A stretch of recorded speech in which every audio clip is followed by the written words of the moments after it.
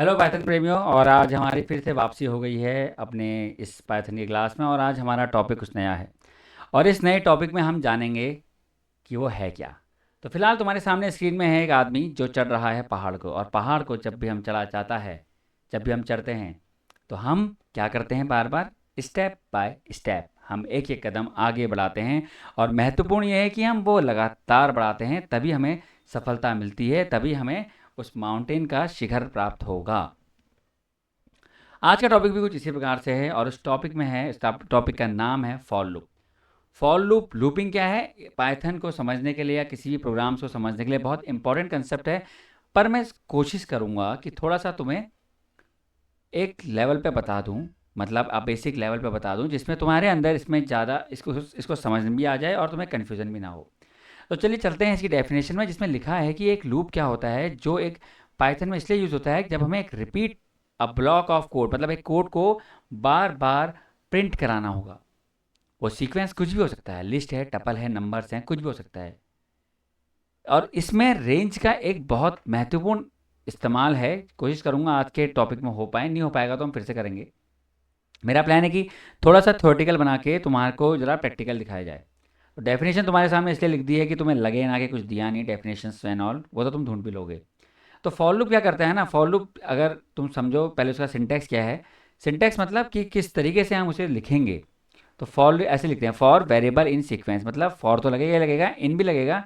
Variable मतलब एक ऐसा, मतलब आई लेते हैं हम मैक्सिमम ऑफ टाइम्स, और यहाँ क्या आएगा, सीक्वेंस, लाइक रेंज 10 ऐसे हम डाल देते हैं।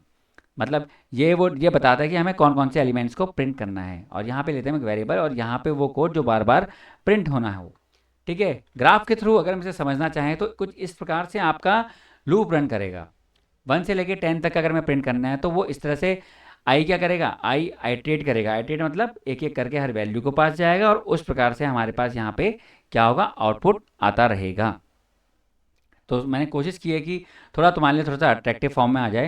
देखो यहाँ पे क्या, रेंज 1 से लेकर 6 तक प्रिंट करेगा, तो क्या होगा, एक एक करके आई के पास जाता रहेगा और वो प्रिंट होते रहेगा। ठीक है, यहाँ देखो 1 से लेकर 10 तक का प्रिंट होना है, तो एक एक करके आई जा रहा है और वैसे वैसे यहाँ नीचे वैल्यू बढ़ती जा रही है। अब ऐसा ही कुछ होता है इसके प्रैक्टिकल में भी, जहाँ हम कोशिश करेंगे इसको समझने की। ठीक है, अब इसको समझते हैं फॉर लूप में काम कैसे करता है। देखो सिंटैक्स क्या बोला था मैंने, for I in range. Range क्या है, रेंज एक फंक्शन है जिसके मल्टीपल वर्क हो जाते हैं यहाँ पे। पर फिलहाल अभी देखते हैं कितना होता है।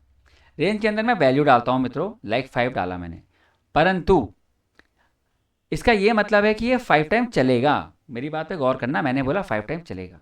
मैंने ऐसा क्यों बोला, ये तुम अभी देख लो। आई कर दिया और मैं प्रिंट करता हूँ। तो देखो ये कितनी बार चला है, 0 1 2 3 4। ठीक है, सिर्फ 4 बार चला है, 4 तक चला है। फिर से समझना मैंने क्या बोला, सिर्फ 4 तक चला है, सिर्फ 4 तक चला है। यहाँ पे 0 1 2 3 4 क्या प्रिंट हुआ, इस लूप को समझना चाहें तो क्या है, सिंटेक्स समझते हैं पहले। फॉर तो आएगा ही आएगा, आई ये एक मेरा वेरिएबल हो गया जिसको मैं चलाना चाह रहा हूँ। तुम यहाँ पे चाहो तो अपना नाम भी लिख सकते हो। इन, मैं इन क्या है, हमारा membership operator, I think check करना है एक बार, 1 मार्क्स में आएगा। रेंज क्या है, रेंज एक फंक्शन है जो हेल्प कर रहा है इसको, इस लूप को चलने के लिए 5 टाइम। ये लूप चल के क्या करेगा, ये आई को प्रिंट करेगा। आई क्या है मित्रों, ये 5, डिपेंड करता है कि ये यहाँ पे क्या है, यहाँ पे मेरे पास 5 है, तो इट मीन्स ये रन होगा 5 times. But it will give me result 5 - 1, यानी कितनी बार तक देगा, सिर्फ 4 तक देगा, सिर्फ 4 तक वैल्यू देगा। लेकिन स्टार्ट कहाँ से होगा, 0 से। और इस ये तुम अपने आउटपुट में भी देख सकते हो। देखो जब मैंने इस प्रोग्राम को चलाया तो मुझे मिला 0 1 2 3 4। ठीक है, अगर मैं यहाँ पे 10 लिख दूँ तो ये चलेगा, देखो कितनी बार चलेगा, कितनी बार चला भाई, ये देखो ये चला है 9 टाइम्स। Got it. अब थोड़ा सा इस रेंज में क्या होता है, रेंज का अपना एक तरीका है काम करने का। जिसको नहीं आएगा समझ में मुझसे पूछ लेना बाद में। ठीक है, रेंज में हमारे क्या होता है, एक स्टार्ट होता है, फिर एक स्टॉप होता है, कहाँ से चलना है, कहाँ तक जाना है। और sometimes we use step also. अभी मैं कुछ एग्जांपल दूंगा सिर्फ स्टार्ट और स्टॉप के, ताकि ज़्यादा बर्डन ना हो। बट ये समझ लो कि स्टार्ट स्टॉप स्टेप भी होता है। अब मैं इस लूप को ज़रा अलग तरीके से चलाता हूँ, मैं करता हूँ 1 से चले, मैं चाहता हूँ 11 तक चले। तो गैस करो कि आउटपुट क्या होगा, देखते हैं। और जिसने वीडियो देख लिया है अच्छे समझ में आ गया होगा I think, something like that. देखो 1 से लेके 10 तक प्रिंट किया। 1 क्या था? 1 था स्टार्टिंग पॉइंट, 11 तक नहीं जाएगा, यानी 11 माइनस 1 तक जाएगा। तो यहाँ पे मेरे पास क्या मिला मुझे? 10। तो ये लूप चला है मेरा 10 तक। ये लूप आसान हो जाता है अगर हमें कोई काम करना होता है। लाइक अगर मैं तुम्हें अभी टास्क दूँ कि तुम इसको इस लूप की हेल्प से टेबल प्रिंट करके दिखाओ, 2 की टेबल, 3 की टेबल, समथिंग लाइक दैट। ठीक है, अब इतना तो हमारा टास्क था। अब एक स्टेप का भी बता देता हूँ अगर तुम्हें समझ में आया तो, वरना हम फिर से इसमें जाएंगे। लाइक अगर मैं यहाँ डाल दूँ 2, ये 2 वैल्यू क्या डिनोट कर रहा है? ये डिनोट करता है स्टेप, मतलब वो कितना जंप मारे। जंप मारे तो कितना, देखें क्या देता है आउटपुट। ये देखो इसने मुझे आंसर क्या दिया, 1 3 5 7 9। मतलब हर 2 के गैप में इसने प्रिंट कर दिया। क्यों प्रिंट किया? क्योंकि मैंने यहाँ पे 2 दिया था। बाकी सीक्वेंस उसका वही रहेगा, क्योंकि मैंने उसे ऑर्डर दिया भाई तू 1 तक चले, 11 तक पहुँचे। 11 तक तो क्या ही पहुँचेगा, 10 तक जाएगा।